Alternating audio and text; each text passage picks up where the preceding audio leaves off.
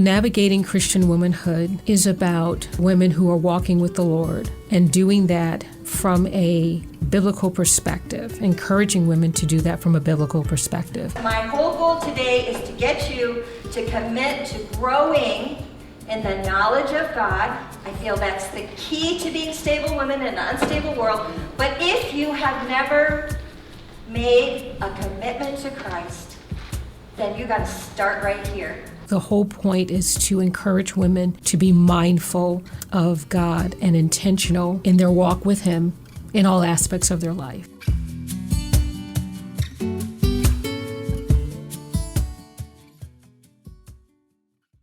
I had a great interview with Dr. David Heisig on caring for aging parents. And Dr. David Heisig, he is the medical director for PaceCNY.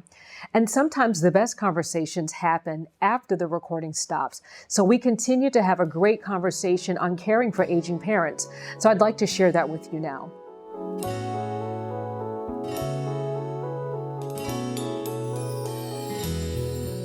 We sometimes joke too. I had to deal with an 86-year-old guy, okay? And I was trying to think about what I was going to do for him next. And as I'm in my mind thinking about a plan, I'm saying, well, what are you going to do this afternoon? He goes, well, I'm taking my parents out to lunch. Okay. This guy's 86. I said, you're taking your parents out to lunch. I said, well, how old are your parents? He said, they're 106 and they're very mad at me. I had to take their car keys away from them a month ago. So the deal is their car keys I took, but I have to take them out to lunch at least once a week or I'm really in trouble. Okay? So this kid who's 86 is really, still the child of his parents. And, when these parents are talking to their friends, they're talking about their kid. Yeah. Okay? So I think that is actually a wonderful reflection on what we deal with all the time. I'm talking to people routinely who are in their 70s and they're already dealing with their own frailties. And I'm talking to them about their mom or their dad who's in their 90s. Okay. So I will routinely say, okay, have we got all the kids together? And then there's a little chuckle. And then we say, okay, let's talk about dad. So I actually think what you said was wonderfully honest and what we deal with all the time. Right. Because I think you're always the child, no matter, you're always the child. So. Always the child. Yeah. Yeah. And sometimes I guess that can also be what makes it difficult to step in that authoritative role because you're always the child. Yes, absolutely. Absolutely. And we face that. We have parents.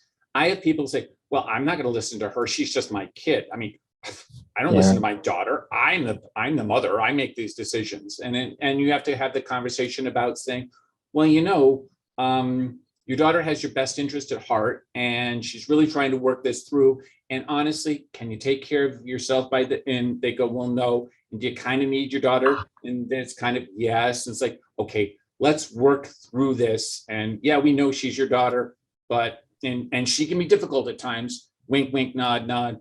But she loves you, and let's do this together. So it's kind of a lot of times what we have to do in healthcare is be that bridge, and it can be challenging. One thing I thought about mentioning or asking was, as people age and they start noticing the decline in themselves, do they hide that? Do they try their best to even hide that? Yes. Yeah, we have remarkable techniques for hiding things. And it's one of the reasons why when I was teaching in the medical college, I would tell people how important house visits are, home care visits are, because people will get all dressed up and look, nice and prim and proper when they come to the doctor's office and be able to cover up that 10, 15-minute interaction. Well, when you go to their house and you see how it's been rigged for them to get through a day, it's pretty impressive what they have to do. Yeah. And so people, are afraid. People don't want to lose their memory.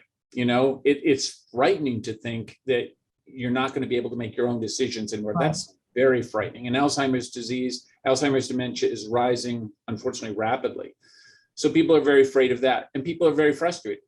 I mean, I'm an older guy myself, and I remember, when I first took this job several years ago, I went up to one of our assisted living apartments, and a patient had fallen down on the kitchen floor. And of course, to examine her, I had to get down on the kitchen floor. So getting down was okay. And I examined her, and I realized she had a fractured ankle, and we'd need to call, an ambulance to get her to the hospital.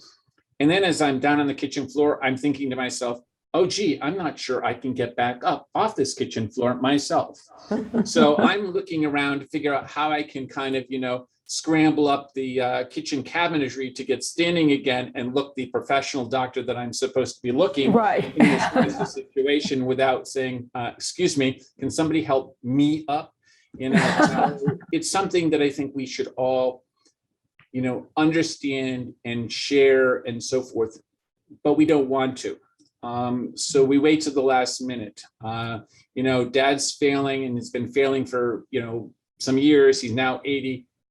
Now he falls, he breaks a hip, and the family has not done anything to think about who's going to, manage the house, or who's going to manage the finances, or any of those things. And people have a lot of misconceptions. For example, people think, well, I have the power of attorney. I'm the power of attorney. And from a healthcare standpoint, that means nothing. It's like, okay, you can do the bank account, you can talk to the lawyer, but you have no legal right to make any medical decisions on behalf of the patient, because you're not the healthcare proxy. We have to figure that out. And when somebody lacks capacity, they can't appoint a healthcare proxy because they don't have the capacity to do so. Right. So then we have to go through surrogacy laws in the state of New York. We're somewhat fortunate in the state of New York. We have a lot of bureaucracy in the state of New York, but they have thought this thing through to some extent. So just in fact, yesterday, the reason we had a bit of an urgency was we had an incapacitated patient who was being admitted to a nursing home, who had never done, medical orders of life-sustaining treatment, had never filled out a healthcare proxy. And we had to, clarify the incapacity, clarify the surrogacy, notify the surrogate, get the mults in. It's a lot of paperwork, but it's very pressing too, because until that is done, we're kind of in a weird limbo where you can have if somebody has a heart attack or a stroke in the middle of that, then you really have nothing to work with. So there's sort of a sense of urgency of getting the plans in place, getting a care plan in place. And once you've done that, you certainly can change as time goes on, but getting those rudimentary pieces in place are really, really important. And because it's, kind of a downer, people don't like to do it. Right. Yeah. That's a hard thing to deal with, because we Very probably hard. look at our own immortality and our own, how we fast forward to what we might be like at that stage, and we don't want to deal with that. Absolutely. Yeah. Absolutely. Yeah. Thank you for joining us for Navigating Christian Womanhood.